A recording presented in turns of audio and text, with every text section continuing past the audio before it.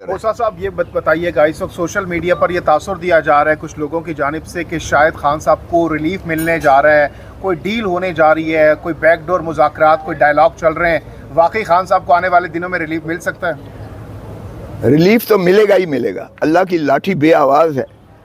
देखें, इसमें जो है देर ज़रूर है, अंधेर नहीं है। और इसके अलावा हल भी नहीं है, पाकिस्तान का हल भी नहीं है इसके अलावा। ये जितना रिप्रेशन करेंगे, जितना जुल्म करेंगे, उतनी ही ये फंसते चले जाएंगे, धंसते चले जाएंगे। क्योंकि खान का ग्राफ जो है पहले से बहुत ज़्यादा बढ़ता चला जा रहा है और लोगों के गैज़ व गज़ब से डरें, उनका गम व गुस्सा बढ़ रहा है, हर रोज़ बढ़ रहा है।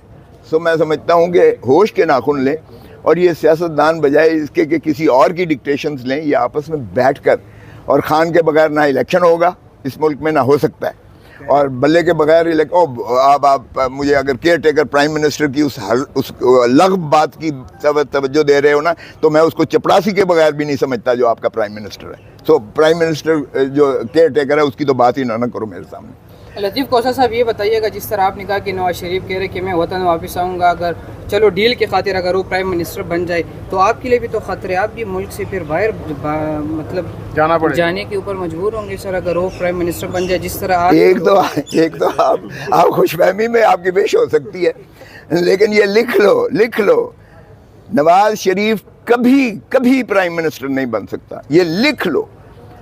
अवाम के दिलों में जो नफरत है ना, आए खुद लड़े, इसकी जमानत जब्त होगी।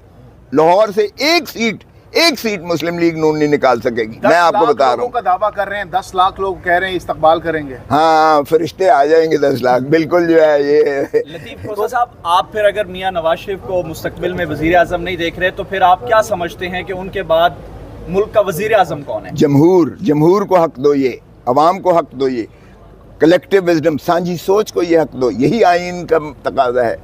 Let the people decide this. मैं कौन होता हूँ कि किसी को जो है नाम लूँ वज़ीर आज़म? ये पाकिस्तान के 25 करोड़ अवाम का इस्तेहकाक है, उन्हें दो। यही रियासत है, यही आइन कहता है, वो जिसको बनाए। ओ भाई, क्या होगा अगर इमरान खान 2/3 मेजॉरिटी लेकर प्राइम मिनिस्टर बन जाएगा? क्या हो जाएगा? बेनज़ीर भुट्टो को इन्होंने हाथ पाँव बांध कर, फारूक लगारी ने, सजाद अली शाह चीफ जस्टिस ने और उस वक्त के आर्मी चीफ ने हाथ पैर बांध कर इलेक्शन में झोंका था। 0 एक सीट नहीं मिली थी पंजाब से, 14 की 14 नेशनल असेंबली की सिर्फ सिंध से थी और 3 और थी। 17 सीटें बीबी फिर भी लड़ती रही और रेजिलियंस से अगली दफ़ा बाउंस बैक किया। वो क्या है यार? अगर इमरान बन जाएगा, क्यों इतने खाइफ हो उससे? कौन सी क़यामत आ जाएगी? अगर लोग चाहते हैं तो बनाएं, क्यों ना बनाएं? बनने दें। जिसको भी अल्लाह इज़्ज़त देता है या जिसको भी आवाम चाहती है, उसका हक है प्राइम मिनिस्टर बनने का। जिसको भी। खान साहब अटक जेल से जो है वो कह रहे थे मुझे नहीं जाना है, लेकिन उसके बावजूद अडियाला जेल मुंतकिल किया गया। वजह साफ जाहिर है। ये जिस तरह इनको तोशा खाना में सज़ा कराई गई है, जिस अंदाज से कराई गई है, जिस भोंडे तरीके से कराई गई है, उनको सफाई का क्लोज कर दिया गया, वकील को बहस नहीं करने दी है, अदालत आलिया के फैसले मानने से उसने इनकार कर दिया, और जिस तरह बुलडोज करके सज़ा की, और फिर उसी शाम को इनाम के तौर पर लंदन में उस जज साहब को भेज दिया गया। यहाँ भी यही कुछ हो रहा है। जिसने ज़मानत साइफर की खारिज की है, अब वहाँ इकट्ठे, चूँकि शाह महमूद कुरैशी उसी जेल में है, तो यहाँ अगर अटक में खान होता तो फिर वो ट्रायल तो नहीं चल सकता था। अच्छा, तो ये ट्रायल चलाने के लिए एक ही जेल में भेजा है, और ये अब नीयत इनकी यही है कि इसमें, और शर्म आनी चाहिए, इसमें तो दुनिया का कोई पागल जज भी होगा तो सज़ा नहीं कर सकता। इसलिए कि ये पाकिस्तान की 25 करोड़ अवाम को के इज़्ज़त और नामूस को ललकारा है एक डोनाल्ड लू ने। एक 3rd क्लास ब्यूरोक्रेट कह रहा है पाकिस्तान को कि तुम अपने वज़ीर आज़म को निकालोगे तो अमेरिका तुम्हें माफ़ कर देगा। अच्छा, ये है साइफर।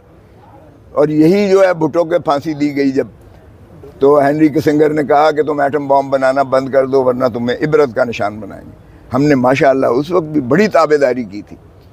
हमारे जो ज़ियाउल हक ने मौलवी मुश्ताक से मिलकर, उसका तो कुछ नहीं किया हेनरी किसिंगर का, हमने भुट्टो को लहद में उतार दिया, फांसी दे दी।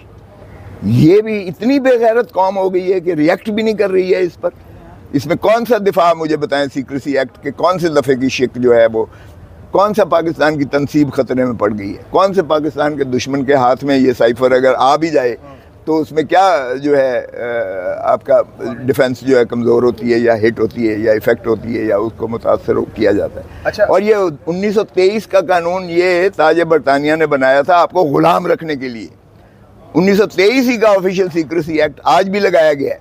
ग़ुलाम हो ना आप, अब बरतानिया की बजाय आप अमेरिका के ग़ुलाम हो, तो सो आपको ग़ुलामी इसी तरह ही होगा। एक प्राइम मिनिस्टर को फांसी दी है, दूसरे को अंदर किया हुआ है हमने।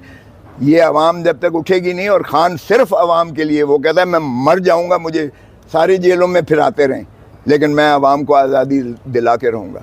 मगर आज़ादी सिर्फ किसी के कहने से नहीं आती है, अवाम खुद भी अपने हक के लिए जिद्दोजहद करेगी तो आज़ादी मिलेगी, वरना गुलामी आपका मुकद्दर है। मुझे बता दें, आज चीफ जस्टिस काजी फाइज साहब की अदालत में चीफ जस्टिस बनने के बाद आप पहली बार पेश हुए हैं। 2 बड़े मुकदमात चल रहे हैं सुप्रीम कोर्ट में, एक प्रैक्टिस एंड प्रोसीजर और दूसरा फैज़ाबाद धरना केस। क्या समझते हैं फैज़ाबाद धरना केस में किस किस को जो है वो अमल दरामद में रगड़ा जा सकता है? देखिए मुझे नहीं पता, लेकिन काजी फाइज ईसा साहब की बिल्कुल मैं पेश हुआ हूँ। मैंने देखा है कि बड़े तहम्मुल और बर्दाश्त से, बुर्दबारी से वो मुकदमात सुन रहे थे और बड़ी फ़राख दिली से सुने हैं, फ़ैसले भी किए हैं उन्होंने।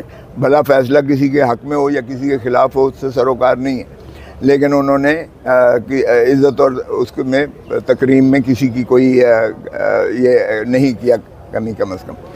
और जहाँ तक ताल्लुक़ है फ़ैसलों का, फैज़ाबाद धरने की बात कर रहे हैं, उसमें एक ने तो वापस ले लिया है अपना, दूसरा जो है उसको वो लापता है। वो शेख रशीद साहब जो हैं वो, उनका पता नहीं है कि वो कहाँ है। वो भी उनकी जानिब से भी तवालत की इल्तबा की दरख्वास्त दी गई है।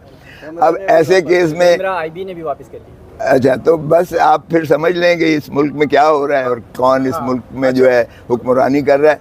अब काजी फाइज ईसा साहब पाबंद नहीं हैं वापस देने के। आपको याद होगा जब ये एक्सटेंशन की बारी आई थी बाजवा साहब की, और आसिफ सईद खोसा साहब चीफ जस्टिस के जो है मंसूर अली शाह साहब, और वो सुन रहे थे, उसमें भी जिसने पटिशन की थी उसने वापसी की दरख्वास्त दी थी, लेकिन उस वक्त के चीफ जस्टिस ने वो दरख्वास्त मुस्तरद कर दी थी। उन्होंने कहा ये पब्लिक इम्पोर्टेंस का इशू है, हम इसको वापस नहीं होने देंगे, और 184(3) में सुओ मोटो ले लिया गया था।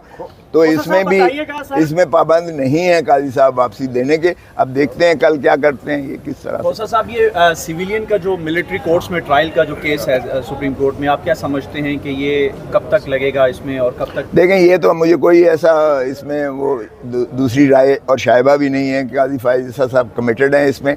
उन्होंने 2015 में जो फैसला दिया था, उन्होंने आइनी तरमीम भी उड़ा दी थी कि जो सिविलियंस का ट्रायल मिलिट्री कोर्ट्स में नहीं किया जा सकता, आइन की तरमीम से भी नहीं किया जा सकता। अच्छा, 21वीं और 23वीं तरमीम तो 22।